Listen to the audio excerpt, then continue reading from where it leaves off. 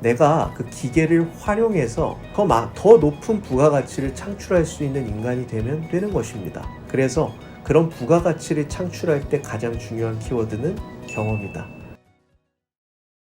안녕하세요, 이준용 원장입니다. 새해 복 많이 받으시고 원하시는 일들과 성취하고자 하는 모든 일들이 다 이루어지는 소중한 한 해가 되기를 소망하겠습니다. 네, 최근에 이제 오픈 AI라는 팀에서 챗 GPT라는 AI 솔루션이 나와서 이 사회에 큰 파장을 주고 있습니다. 이제 챗 GPT라는 것은 우리가 채팅창에다가 원하는 질문들을 넣었을 때 AI가 사람처럼 답변을 해준다는 아주 단순한 개념에서부터 출발을 하는 것인데요. 이 답변이 상당히 전문화된 답변일 뿐만 아니라 어떤 경우의 질문을 하더라도 사람이 전문가 수준으로 답변하는 이 정도의 기술적 수준까지 올랐다는 부분을 우리 모두가 일상에서 확인할 수 있기 때문에 더더욱 사회적 파장이 일어나는 걸로 보여집니다.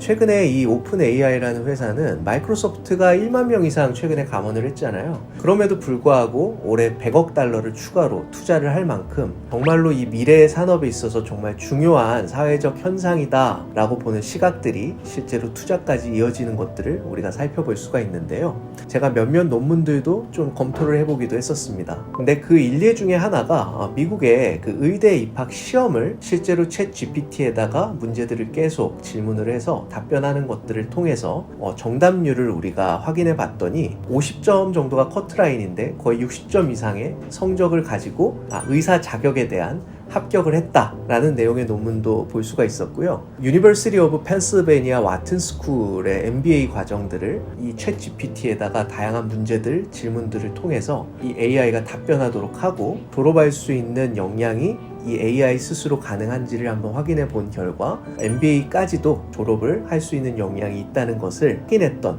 이런 아티클을 제가 최근에 보기도 했습니다. 원래는 인간이 하던 이런 작업들임에도 불구하고 실제로 기계가 대체하는 사례들이 계속해서 발전을 하고 있는 상황입니다. 파인아트 쪽에서는 AI가 자신이 다양한 학습을 한 경험들을 바탕으로 그림을 그리는 경우도 있고요. 우리가 더 나아가서 보면은 실제 의료 현장에서도 엑스레이나 MRI, CT 같은 영상 이미지를 의사가 판독해야만 하는 전문성 있는 분야 일부에서 AI가 질병을 판정하는 부분까지도 접근 가능한 부분들이 발생하고 있다는 것이죠. 자, 그러면 제 생각에는 우리 학생들이 앞으로 사회에 배출되는 시기가 2025년부터 거의 2035년 사이일 것으로 현재 학생들은 예상이 되는데, 이때 가장 중요한 부분은 내가 기본적인 부분만 할 줄 아는 사람으로서 사회에 진출하는 것이 상당히 위험해진 환경이 조성되고 있다라는 점을 강조하고 싶습니다. 그래서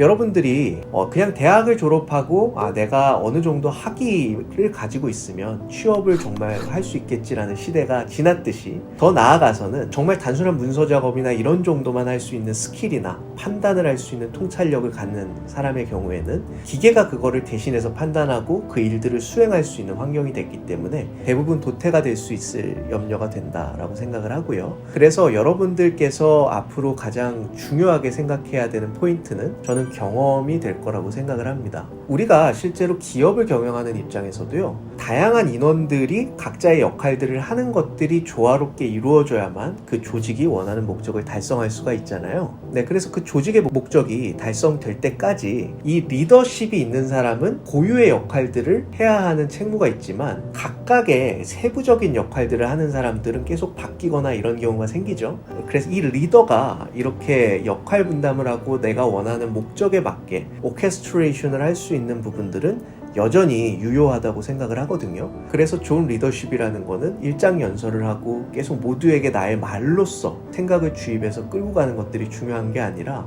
실제 이런 질문을 잘하는 것들, 또 전곡을 찌르는 이런 질문들을 통해 이 조직의 방향성을 올바른 방향으로 이끌어 나가는 것들이 중요한 것인데, 이 챗 GPT에서의 작동 방식도 이런 리더십을 중심으로 해서 목표를 이렇게 나아가거나 원하는 정보를 얻어서 그걸 통해서 활용하는 이 프로세스 단에 전형적인 인풋 아웃풋 형태를 지니고 있기 때문에 우리가 이 AI들을 잘 활용하기 위해서는 이제는 글을 창의적으로 먼저 쓰고 하는 것도 좋지만 이런 본인이 목표하는 거, 그리고 그리고 본인이 이렇게 달성하고 싶은 이런 산출물 같은 것들을 정해놨을 때 그 끝점까지를 가는 과정에서 가장 중요한 부분, 질문을 하는 것들을 통해서 원하는 답을 얻고 그것들을 취합해서 원하는 목적까지 달성을 하는 것들은 AI가 대체할 수 있기는 생각보다 힘들 것이라고 생각을 하는 것이죠.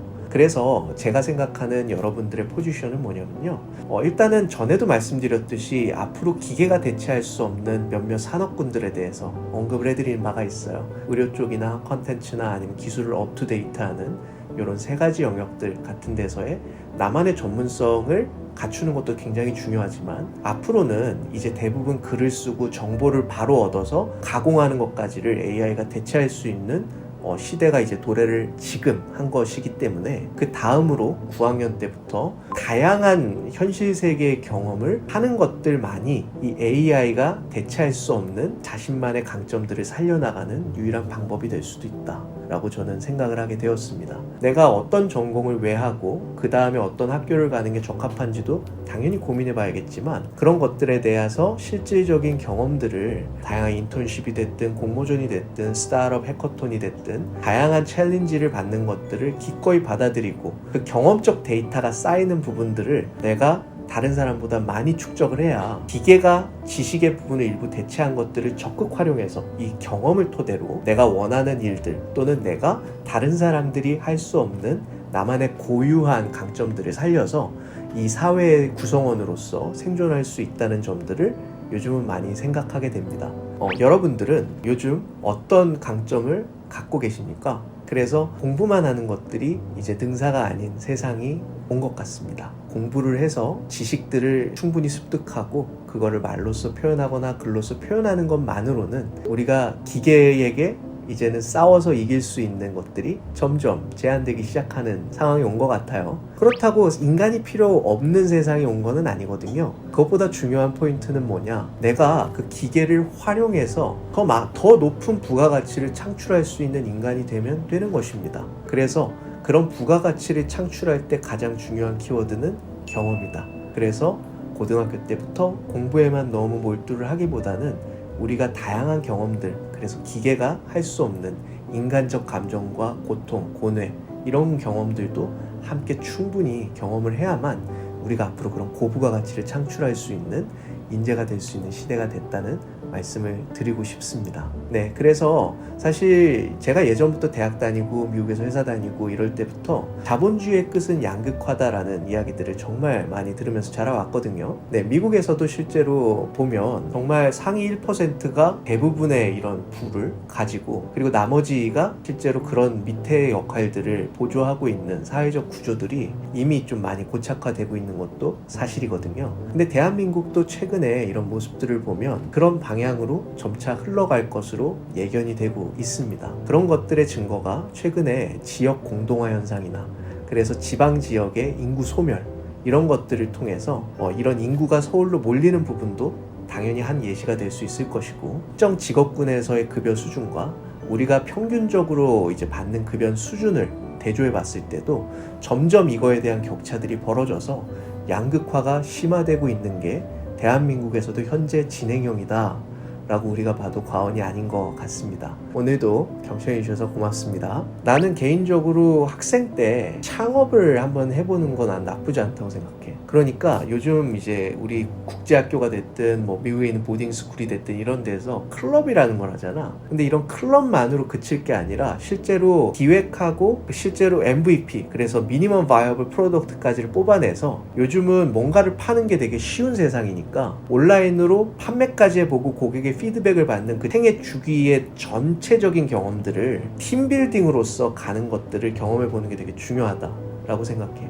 예를 들면 그 창업이라는 것들을 하나의 단어로 얘기하면 되게 단순해 보이지만 실제로 기업 경영을 운용하는 포지션 그리고 자본 조달을 해야 되는 포지션 정부 지원 사업 같은 것들을 또 CFO 역할로 할 수 있는 부분도 있을 거고 또 IT 관련된 아이디어라고 하면 실제로 UI, UX, 프로그래밍 거기에 맞는 서버 스트럭처 같은 것들을 또 볼 수 있는 사람이 있을 거고 그리고 더 나아가서는 마케팅 그리고 대고객 업무를 할 때 CRM 근데 처음부터 이 어린 아이들이 학생들이 되게 어려운 아이템을 하라는 건 아니거든. 되게 단순한 거. 예를 들어서 뭐 사회에 지금 되게 어려운 사람들이 되게 많다. 그랬을 때 단순하게 꽃 같은 것들을 포장해서 뭐 졸업식 꽃다발 패키지 같은 거를 판매하는 경험까지의 전체를 해서 캠페인을 만들어보고 집행하고 매출을 올려보고, 그래서 그 자금을 또 집행해서 어려운 사람들을 도운 데까지의 모든 자료들을 취합해보고, 이런 것들을 각자 본인이 원하는 전공들이 다 다를 거니까 각자가 한 곳에 모여서 실제로 행동으로 옮겨보는 것들을 여러 번 해보다 보면 이런 기계들이 오히려 도움이 될 수 있다는 거지. 그래서